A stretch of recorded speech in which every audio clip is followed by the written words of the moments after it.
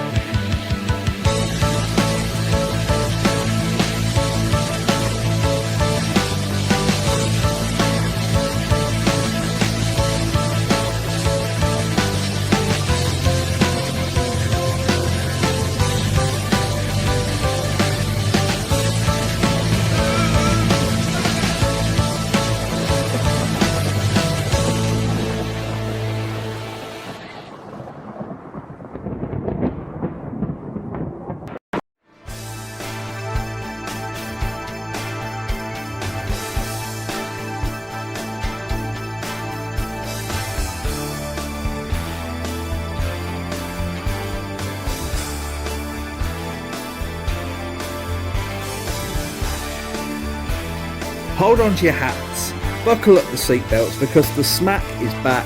And before we begin, straight off the bat, my good friends, my smackheads, Travis cannot be with us this week. He has some severe technical problems, to say the least, but he sent his apologies and he will try to be back with us as soon as possible. Now, another thing to note before we begin is that I'm not very well this week. I have the flu. I can barely speak. My nose is bunged up. So if you can't hear what I'm saying, if I trip over my words, if I make mistakes, etc., then you have my sincerest apologies. But before we begin, let's get into all the good stuff. You can find me on Twitter at BruiserMate. That's M8. Don't type mate, the word in. Nothing will come up. You can find Travis on Twitter at Huss Hogan. Go to unionsmack.bigcartel.com for all your Hibiki TMD merchandise needs. Go to prowrestlingtees.com/unionsmack to purchase the brand new Union Smack logo t-shirt. And of course, lulu.com, where you can purchase my books, The Undertaker, A Trip Down Death Valley, and NXT UK Year 1. Now, before we go on, I did tweet this week that if you bought a Union Smack shirt before December the 31st, then tweet a picture of yourself in it, tag me on Twitter, and I will send you a free book of your choice. It's up to you whether you want to do that or not, but it's completely free. So if you do so, have your DMs open, and you will get that until December the 31st. Anything posted after that will not be accepted. So, this week we are here for our retro review of In Your House 13, the Final Four. However, before we get there, we have our question time. Question Corner. Maybe we should call it Question Corner. We'll think of some snazzy name for it. We only had 2 questions this week, so thank you very much to Lucas Hackett, who sent in both. A great supporter of the show, and we appreciate you, Lucas, as we do all of you listening, all of you wonderful, wonderful smackheads. So, Lucas first asks, what is your least favourite Survivor Series match and why? Now, I know Travis would have had a good answer for this. I had to think, I had to go back through all the Union Smack episodes. I had to go back through all the Survivor Series episodes as well, because we've done a few Survivor Series reviews now.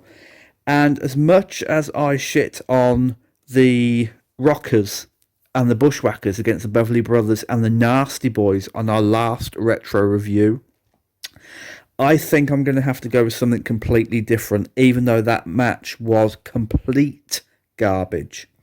So, you know, casting my mind back to all the years I've been a wrestling fan, and we're talking 32 years now, coming up to 33, I'm going to have to plump for Bret Hart versus Bob Backlund at the 1994 Survivor Series. Now, for me, this match existed solely to get the belt off of Bret Hart and onto Diesel via Bob Backlund as an interim champion, caretaker champion, whatever you prefer. It was a needless, dull bout, and, you know, the finish just went on and on and on. And yeah, it painted Bret Hart as a valiant hero. He refused to give in to the chicken wing. Owen Hart had to make it look like Davey Boy Smith threw the towel in for Bret. Creative finish. It tied into the Owen Hart Bret Hart rivalry that was still going. It had been going through January '94 all the way to November '94. But I hate the match. Absolutely hate it. I always have. One of the most boring, dull Bret Hart matches you'll find. Bob Backlund was a terrible choice. You could have put the belt on anyone to be an interim champion. But, it was only 3 days as well. So literally anyone could have had that belt. But no, it had to be Bob Backlund. And it just led to, again, another really, really bad rematch at WrestleMania 11. So for that, Bret Hart, Bob Backlund, Survivor Series 94. Lucas also asked, in your honest opinion, which do you think is the best Hulk Hogan movie? No Holds Barred or Suburban Commando? Now, brilliant question. And I was chuffed when I saw this in the comments because, hands down, Suburban Commando. It has always been my favourite Hulk Hogan movie out of any of his that he's done. Mr. Nanny, No Holds Barred, Three Ninjas. I think, was it Three Ninjas? Something like that. It had a terrible, terrible VHS cover. Suburban Commando. It was the film of my childhood. I couldn't get enough of it. Hogan as Shep Ramsey was absolutely fantastic. And of course, there was a young Undertaker in there. I think it was Christopher Lee, Shelley Duvall. Just absolutely wonderful, wonderful movie. And I know it gets a lot of bad press, today as being hokey or rubbish, etc. But just first class for me, first class. And if any, DVD producers in the UK are listening to this, don't know whether you will be, but if you are, then could you release it on DVD over here, please? Because I can only find it on eBay in a double bill with, I don't know whether it was Mr. Nanny or some other terrible film Hulk Hogan did, but I would very much like to own that on DVD if you can. So thank you very much, Lucas. Suburban Commando and Bret Hart versus Bob Backlund 94 are my answers, and I'm sure Travis would agree with me on Suburban Commando because just great film. And if you've not seen it, go out of your way to do so. That wraps up our question time on Union Smack this week. Again, Lucas, thank you very much. If you have a question for us, for me or for Travis or for both of us, drop it in the questions below.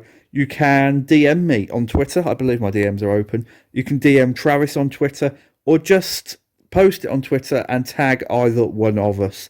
Don't do a hashtag because we don't search for them. We will see it if you tag either one of us. So thank you very much for all the questions that have come in over the past few weeks since we opened this little segment up. And keep them coming because we love and enjoy answering them. So here we go then. In Your House 13, the final four. February the 16th, 1997 from the UTC Arena in Chattanooga, Tennessee. And this is the 13th stop on our In Your House journey, on the In Your House train, on our quest to review every In Your House there ever was. And I believe that's going to include the NXT In Your Houses as well. How could it not? But that's down the line.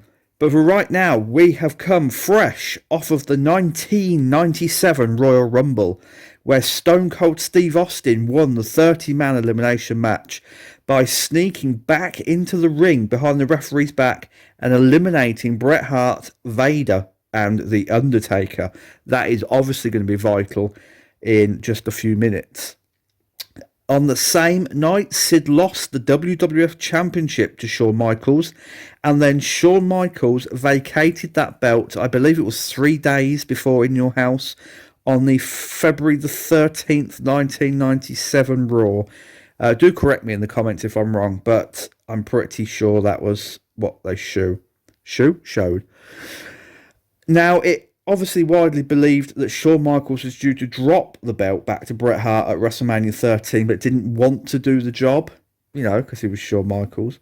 and therefore cut his famous last smile speech, I should say.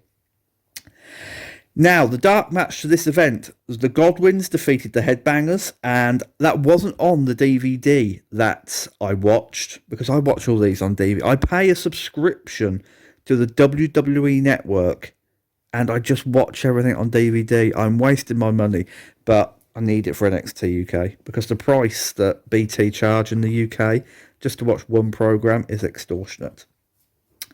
So we may get to the Godwins versus the Headbangers actually on an episode of Union Smack Shorts, which is coming your way in January, but more on that later. Now we get a really good intro video to this event, though it is glossed over that Shawn Michaels vacated the title.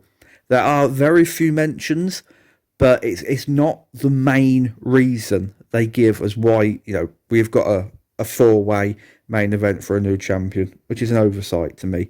And also, maybe, quite possibly actually, one of the worst In Your House logos yet. And not only worst In Your House logo, but no set. You could mistake this easily for an episode of Superstars. It's just the scaffolding, the rectangle, I should say, scaffolding at the top of the aisle. It looks odd. There's nothing in your housey about this whatsoever. This event kicks off with Mark Mero versus Leif Cassidy. Now, you may remember, In Your House 12, Leif Cassidy versus Flash Funk kicked off that event, and it was one of the best and most underrated professional wrestling matches. I'm not just going to say in WWF history, but I'd say of the early Attitude Era as well. Flash Funk and Leif Cassidy put on an absolute spectacle at In Your House 12. Mark Mero versus Leif Cassidy at In Your House 13 did not. We jump straight into this with Mark Mero coming down the aisle, and it's clear from the word go that WWF had completely lost interest in Mark Mero the character, Mark Mero the man. And like Travis said last time, when it was obvious that we weren't going to get Johnny B. Bad with the Mark Mero character, then creative and fans just jumped that ship very, very quickly. The camera cuts to the announcers during the majority of Mark Mero's entrance. Leif Cassidy, by the way, doesn't get one. They don't care about this match. They don't care about either man. And that hurt the match. It really, really hurt the match, because Mark Mero was just coming off of the whole Intercontinental Championship rivalry with Hunter Hearst Helmsley. He'd been dropped from that picture now, and he was just a character in the mid-card. He would suffer an injury not long after this event, which would take him out, I should say, of competition for the majority of the rest of the year. But this was just really, really bad.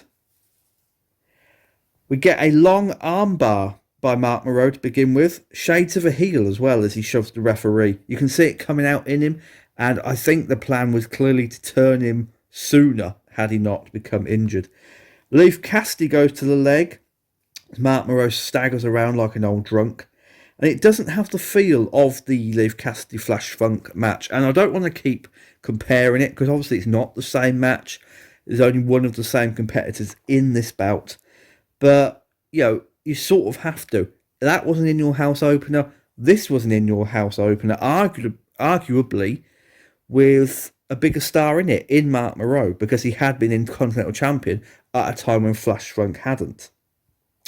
But if anything, it's Superstars, and the winner is in no doubt. And you're not going to hear that for the last time, actually, because a lot of this event just reminded you of a Superstars taping, from the entrance to the opening match. Not great at all. So, Leif Cassidy gets a leg lace, which looks very good. And this started to drag on and on and on, and it made Mark Mero look weak as a face. Now, going back to the previous opening match once again, you'll probably get sick of me saying that, but it was believable that Flash Funk and Leif Cassidy traded momentum, traded holes, traded blows, went for 10 minutes, that the former Intercontinental champion had not just been booked to go competitively against Leif Cassidy, but had been booked to sell for him for a long, long period of time, just made him look weak, and it just screamed that creative had nothing else for him. Sable on the outside slapped Leif Cassidy. Mark Mero hit a nice suicide dive, but forgot to sell the leg. And that bit looked terrible. He just came over the top, landed on his leg, and it was like, hop back up. Nothing happened. There's a terrible Samoan drop by Mero, and he wins the match with the Wild Thing. Now, like I said, this was a dull opener. Neither man really had a future anymore in the WWF, unfortunately. Leif Cassidy would soon depart to ECW, where he would create Al Snow and then bring it back to the WWF. And like I say, Mark Mero would be injured not too long after this. Next up, the Honky Tonk Man is down in a red suit. And what does he want, I hear you ask? Oh yes, I hear you in the back there. Well, we don't know.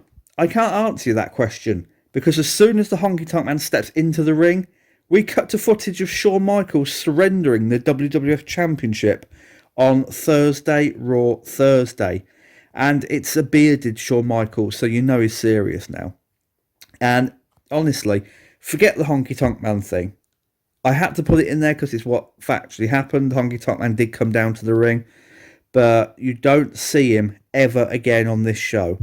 The whole segment of Honky Tonk Man is just cut out for this Shawn Michaels promo because they forgot to put it in the intro.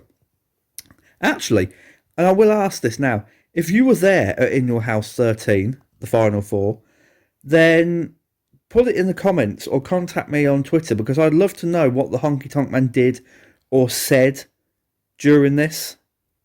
Because, yeah, why even show him coming down? But that's a different story for another day. So, Shawn Michaels, Thursday, Raw Thursday, with a tear in his eye, as Ric Flair would say, surrendering the WWF Championship. Now, I don't know how long this went on for. I think on the night it must have been a 15-minute promo on the actual Raw episode. Here, we must have got 80% of it. It went on so long you could have put another match in its place.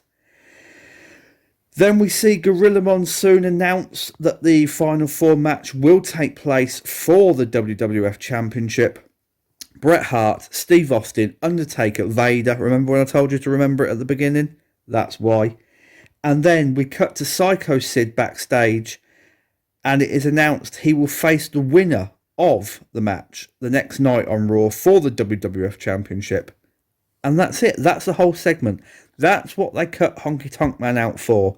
Now, I'd have gone a different route. I'd have left the Honky Tonk Man promo in. I'd have put this in snippets in the intro video to In Your House, because it gives the full package. And I'd have probably put shots of what happened at the Rumble and, shots of the four men competing for the belt over the top of this. But they did neither of that. They just dropped this after the first match, and, who cares about the Honky Tonk Man? Next match, Flash Funk, Goldust and Bart Gunn versus the Nation of Domination. Now, I say Nation of Domination. It was just Farouk, Crush and Savio Vega. And after watching In Your House 12, that Vince McMahon was dancing at gorilla position. And God, Flash Funk's entrance took a while. I shit you not. It was possibly the shortest entrance ramp, or aisle, I should say. Shortest aisle of all the In Your Houses. And Flash Funk, he must have took a good 3 minutes to get down it. Just forever. Now, they had nothing else for Bart Gunn at this time. He'd just split from Billy.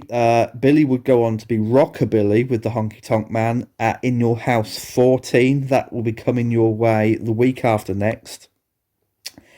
And so Bart kept the cowboy gimmick. until the new Midnight Express, actually, I believe. Now, this seems like the most oddball six-man ever until you know the history of it. Obviously, Flash Funk, Goldust, and Bart Gunn had all had runnings in with the Nation of Domination on Raw and Superstars. And we get a big brawl to start. Flash Funk with a nice crossbody off the top rope to the outside. He hits a Hurricane Rana from the top rope on Savio Vega. Then Billy Gunn gets in, throws Flash Funk outside on top of the Nation, and just leaves him. He drops him like an urgent shit, and Flash Funk gets triple teamed for the majority of this match. And I'm afraid the opening 2 minutes of this bout are the most interesting of the entire match, because this then turns into a 3-on-1 attack with Goldust and Bart Gunn just stood on the apron watching. Jerry Lawler is very good here with his prison jokes. Obviously, Crush, the convict Crush, I should say. Farouk, I will say, should have been bigger. The character, everything he did with the Nation and being held down, etc., etc. Ahead of its time, he should have been bigger. Wasn't. That was a shame. So the Nation of Domination double, triple team Flash Funk, and then the match descends into another brawl to end. Billy Gunn hits a bulldog on Farouk from the top rope, but behind the referee's back, Crush leg drops Bart Gunn behind the referee's back, and Farouk pins the former Smoking Gun. Flash Funk was the best part of this. This didn't need to be on this card. Again, Superstars match, television outing. Farouk versus Flash Funk. Yes, I could have seen that. Farouk versus Goldust. We could have had that as well. At a push, Flash Funk versus Crush. Goldust versus Crush.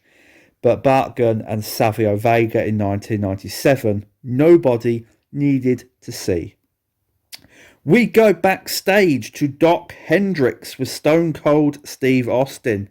He says that Steve Austin has never beat any of the men he will face in the Final Four match coming up in the main event. But Austin says he won the Royal Rumble and there is a conspiracy against him.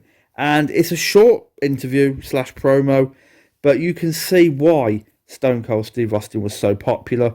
He just brushes all this off and it's like, do you know what? You wouldn't even really know, I'll be honest, that he's going to turn babyface at WrestleMania 13.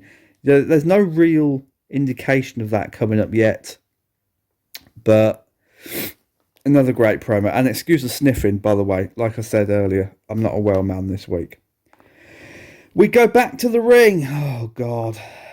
For a WWF Intercontinental Championship match. Champion Rocky Maivia defending against Challenger and Life Challenger. Is that right? Life Challenger? I'm not sure that's the correct thing to say. Hunter Hearst Helmsley. But obviously you see where I was going. The Rock, Triple H, career rivals. Now The Rock, or at the time Rocky Maivia, who graces our thumbnail this week, beat Helmsley on the February the 13th Raw for the Intercontinental Championship in what was a shock victory. They rushed that belt on him. We were shown the footage of this, thank God, because if you only watched in your houses from one to the next and didn't watch the Raw or Superstars in between, you would have had no idea how The Rock won this belt or even why. But this is the period where fans started to turn on Rocky Maivia. They rushed him into the title picture.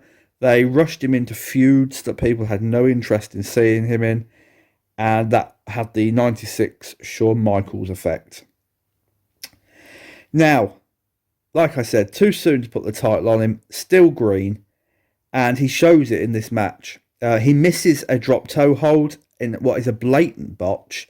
Looks flustered afterwards, doesn't quite know what to do. Helmsley has to take control. There's a nice barrage of hip tosses, drop kicks and punches by Maivia, and that basically puts him on an even keel. It's a very basic match. I'm going to be completely honest, not the best Rock Triple H match you'll ever see. Basic to make things as easy as possible for Maivia, who, let's not forget, is still, 4 months into a career that would just take off into the stratosphere. Helmsley looks good. Very good, actually, here. He's the pro between the two. He's controlling this match. You can see in every move. He tries to cheat with the feet on the rope when he has a chin lock applied. Near falls galore. And Helmsley does the buckle bump. Near fall on the flying crossbody. And then Goldust is out. Now, let's not forget, Goldust versus Triple H was, I believe, the opening match at the 97 Royal Rumble for the Intercontinental Championship. The feud goes on and on and on, but that's another story for another time. Goldust distracts Triple H and Maivia pins him with a German suplex. I enjoyed this more than Helmsley versus Mark Mero in Your House 12. I mean, I'm not going to say because of the in-ring action, because it wasn't all that good. You know, it's basically a 4-month-old Rocky Maivia against Hunter Hearst Helmsley, who hasn't quite got that star quality or aura yet. But this does mark, I believe, the first appearance of Chyna, who grabs Marlena from behind, from the first row of the crowd, and chokes her. So there's always that memorable moment there. There's always that memorable debut there. And yeah, just very, very noteworthy historically. Match-wise, better than the opener. Better than what we've seen from Helmsley and Rocky Maivia In Your House or any other pay-per-view. I'd say from let's say SummerSlam onwards. Yes, and before the smart marks say it, I know Rocky Maivia only debuted at Survivor Series. Next up, we have a video package for WrestleMania 13. That lasts a minute, and then Kevin Kelly is with Vader and Paul Bearer backstage. Vader goes through his opponents. He sounds like he's forgotten his lines, but Paul Bearer is there to pick him up, and he's very good at covering. Back to the squared circle, and we have the WWF Tag Team Championships up next. Owen Hart and the British Bulldog defending against Doug Furniss and Phil LaFon.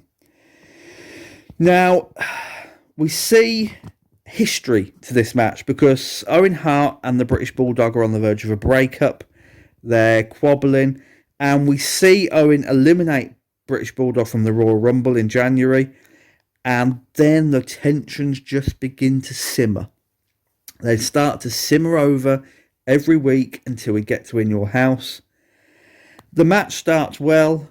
Owen Hart and Doug Furniss start this match very well indeed. But again, Owen Hart and Phil LaFon is also a very good little one-on-one. There's counters, there's reversals. LaFon doesn't sell shit from Davey Boy to begin with. He's like Road Warrior Animal in 1988. He doesn't sell anything. Not until midway through the match. Owen Hart holds this together very well, especially with a stoic Phil LaFon refusing to do much. We get a lovely British Bulldog standing suplex and an Owen Hart flying crossbody.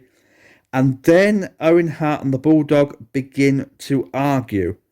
They're pushed into each other. Owen misses Phil LaFon and he hits the Bulldog with a spinning heel kick. And the British Bulldog clotheslines him on purpose. This is a very well done little breakup tease. And I remember actually at the time, with the Hart Foundation sort of ready to come back together again, it would be Bret Hart who reunited Owen and Davey. But, you know, this led into Owen versus Davey Boy on Raw in the European Championship Finals. A match which we will go over on Union Smack Shorts sometime next year because it's a classic. Like one of both men's best ever singles matches. But anyway, back to this match. The British Bulldog then saves Owen Hart from a pin after he hits him with the clothesline. Owen Hart nails Doug Furniss with an enziguri, and the British Bulldog takes Phil Lafon apart. There's great timing here by the Bulldog and Owen, and the finale, Owen hits Doug Furniss with a slammy outside, and then as Davey Boy is going for his running power slam, Owen slides in and clocks, I think it's Phil Lafon with the slammy in front of the referee's face. The referee disqualifies Owen and the Bulldog, so the challengers win by disqualification, but the Bulldog and Owen keep the belts. And then there's another massive disagreement afterwards. The Bulldog throws down the belt, destroys Owen's slammy, and like I say, on February the 26th, they will compete in the first ever European Championship final, and that the rest is history, as they say. Match-wise, this was very good. I enjoyed this 100 times more than Owen and the Bulldog versus Razor and Diesel. Well, fake Razor and Diesel. I enjoyed this more than... I can't even remember what match they had before that, but I enjoyed it more than that. So do go out of your way to see this, actually. It is one of the small highlights of this in your house, because I promise you, we're almost at the main event now, and there really aren't that many. Doc Hendricks is backstage with The Undertaker. Undertaker says he's found his edge and a force that dominated the 90s, and it's all coming back to him. And this is very much an Undertaker in transition now. He's gone from the grey gloves to the purple gloves, and then straight through 96. This is sort of goth Undertaker heading into sort of ministry Undertaker in the next year or two to come. We see Stone Cold Steve Austin winning the Royal Rumble after being eliminated. And then it is on to the main event, the WWF Championship Final Four. It's basically a fatal four-way elimination match, but it's dubbed the Final Four match, hence the subtitle of the pay-per-view. Now, the rules to this, as you would expect, no disqualification, no count-out. A wrestler can be thrown over the top rope to be eliminated. And the bout, this is a long match. Okay, I think this goes nearly 30 minutes, but it is an excellent match. Excellent fatal four-way. One of the best in WWF history, and that's saying a lot because there's been some crackers. But I will try to review this as best as possible, but it's everywhere. The camera doesn't stay on anyone for too long, so I've written down what I can, so do forgive me.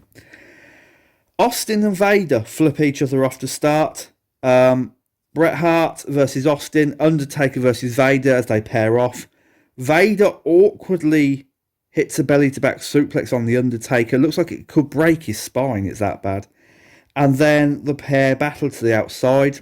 Vader uses a steel chair, but the Undertaker kicks it back in his face, and it appears to bust Vader wide open. Now, I can't remember whether Vader broke his nose or whether this was a cut above his eye. I know it was one of the two. But he bleeds like he's the victim of a Saw movie. It's grotesque by the end. You can't see his mask and his face for blood. They're so into hurting each other that they don't even bother breaking up near falls inside the ring.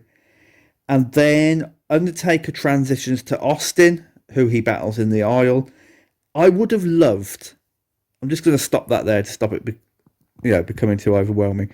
But I would have loved to have had Bret Hart versus Vader for the WWF Championship in the main event of any pay-per-view.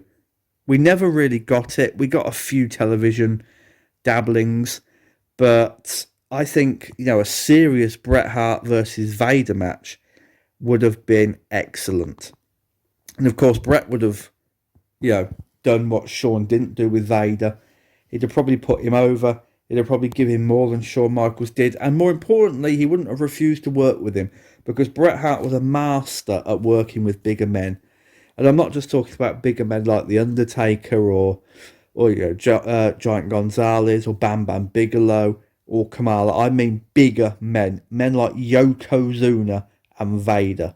He was an expert of getting the best out of them, of making them look like monster heels while he remained, the valiant babyface that you wanted to cheer for. Steve Austin throws the steel steps onto Vader and then whips him into the same steps, but it is reversed around them awkwardly into the rail. It's another botch, and there are a few botches on this card that are very noticeable, but this is another botch in plain as day, really. And it almost looks like Vader was too scared to take the bump. I'm not saying he was, but that's how it comes across. Like he didn't want to run into the steps, so he just sort of skits around them. It's very, very weird to see. Everyone in this match gets their moment in the ring and out of it, actually. Bret and Vader fight into the crowd, and then Vader applies a sharpshooter on Bret Hart outside, and Austin just comes by, just stamps on Bret Hart, just stamps on his head like, fuck you, Bret. Vader misses the moonsault on The Undertaker, and then them two go back at it. Taker chokes him with the television cables. Then Vader chokes The Undertaker with the television cables. Bret Hart kicks Vader between the legs, and then, shockingly as well, when you think about what's to come, Bret Hart eliminates Steve Austin by throwing him over the top rope. Now, I know Bret Hart would beat Austin at WrestleMania. He'd beat him at Survivor Series. But I'd have left this until the very end. And it's hard to explain why. Austin was eliminated in the Royal Rumble by Bret Hart. Snuck back in, eliminated Hart, Vader and The Undertaker to win. Now, it would have served as better revenge for Austin, who was now transitioning into babyface with the audience, who loved his anarchic babyface character. But it would have served, as a better revenge had Bret won the title and the match by doing to Austin what Austin did to him at the Royal Rumble, if you see where I'm going. Having Austin go out first was just a bit of a, just a bit of a come down. Vader didn't mean anything, and I'm not putting Vader down here. Arguably the greatest big man the industry's ever seen, but Vader meant nothing to WWF in 1997. Fans still liked him as a wrestler, but for Vince McMahon and creative meant nothing. It wouldn't have hurt to have Vader go out first, Austin eliminate The Undertaker, and then that gives Austin a bit of gumph, you know what I mean? It gives Austin, a bit of credibility to have eliminated The Undertaker. And then either have Bret Hart just tip Austin over the top rope, or have Austin eliminate Bret Hart behind the referee's back, and then Bret Hart creep back in and eliminate Austin. Then you've got the crossover of finales. Then you've got each other screwing each other out of something. Austin screwed Bret out the Rumble. Then Bret screwed Austin out the championship. And then you head into WrestleMania 13 with, two great big grudges. And all right, arguably the Bret Hart, Steve Austin storyline and grudge was big enough on its own that it didn't really need that. But that would have been excellent. However, that isn't the way it panned out. So Austin is gone. We're left with Undertaker, Bret, Vader. Bret Hart suplexes Vader, who has now taken his mask off, just because it's pointless having it on with the bleeding. Then Austin is back out to attack Bret. Undertaker hits another low blow on Vader. As Vader goes to the Vader bomb, he falls over the top rope, eliminated, and we are down to The Undertaker and Bret Hart. Undertaker goes for a tombstone in the closing moments. Steve Austin pulls Bret Hart out of the tombstone, but crotches him on the top rope, and then The Undertaker hits Austin. Bret rolls up the Taker from behind, and The Undertaker kicks out. But then he goes to hit Steve Austin. Bret Hart tips him over the top for the win. Austin has cost Undertaker the match. Austin has inadvertently given Bret Hart the WWF Championship. But it's all academic because Sid is out to confront Bret, and Bret Hart would lose the title to Psycho Sid on Monday Night Raw the very next night. And that was In Your House 13. It wasn't a long event. It wasn't packed with matches. And it's hard to grade this because the main event, this is basically a one-match show. Tag team title match, very watchable. Opener, Intercontinental title match, meh, not so much so. But obviously, you don't have to watch the whole event. Do go out of your way to see the main event of this. You won't regret it. And this would lead us into WrestleMania 13, where Bret Hart would turn heel, Austin would turn face simultaneously, Undertaker would defeat Psycho Sid for the WWF Championship, and Vader would not be really featured in anything going forward, apart from, what he did with Mankind at WrestleMania 13. Thank you so much for listening to this. We apologise that it's shorter than usual, but there wasn't that much to review, and this week I am on my own. Next week, we're not sure what's happening. If Travis can get his technical problems sorted, he will be here with us for our November review of NXT UK. If not, it'll be just me again. And look, I just want to thank you once more for sitting with me. I've not done a solo review for nearly just over a year now. So apologies if I'm a bit rusty. Like I said, I'm full of the flu. I'm struggling to talk. I'm sure there are a few slip-ups here and there, but you honestly, the best fan base in the entire wrestling and podcast world. Cannot thank you all enough. Keep sending in your questions to us. Either drop them in the comments below, or you can find me on Twitter at Bruisemate, that's M8. You can find Travis on Twitter at Huss Hogan. Go to unionsmack.bigcartel.com to pick up all your Hibiki TMD merchandise needs. ProWrestlingTees.com/Union Smack, where you can buy a copy of the new Union Smack shirt. And if you do, you will get a free copy of Undertaker, A Trip Down Death Valley, or NXT UK Year 1. Just post a picture of yourself in the shirt by December the 31st. And if you can't, because I know Pro Wrestling, thinking about it now, I know Pro Wrestling Tees takes a while. I've bought things from there before to ship, and it's the Christmas season. So just send or just DM me a purchase slip. That might be easier if you haven't got the shirt already. So just some proof of purchase, and I will contact you via DM, get your details, and send you a free book of your choice. If you don't do that, you can go to lulu.com and purchase both books. Something else I meant to mention before we go, I have been having a few thoughts. I do miss writing the wrestling books. The Undertaker book has sold really, really well. So I'm now contemplating in 2022 doing a retrospective book on the history of King of the Ring. I know the retro stuff sells well, more so than the current stuff. But that's been in my mind for a few years now. I've often told Travis how much I wanted to do that. So maybe we will put that out in 2020. Depends on what time I have. Depends on what will I have. Depending on if there's demand for it, really.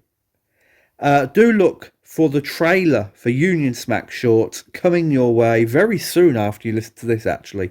And for fans of the old UK Silvervision VHSs, then I think you'll find it pretty pleasing. I have done it in the style of the old Silvervision trailer for the VHSs. Same music, I managed to source that. So do look out for that very, very soon. Thank you once again for joining me. We love you all. We're sorry this was a bit ad hoc this week, but there's nothing much we could have done about it. We will see you next week for the NXT UK November review, where hopefully me and Travis, or maybe just me, depending on what happens technically, will be going for the best of NXT UK from last month. But until then, my friends, stay warm, stay safe. Cheerio, mate.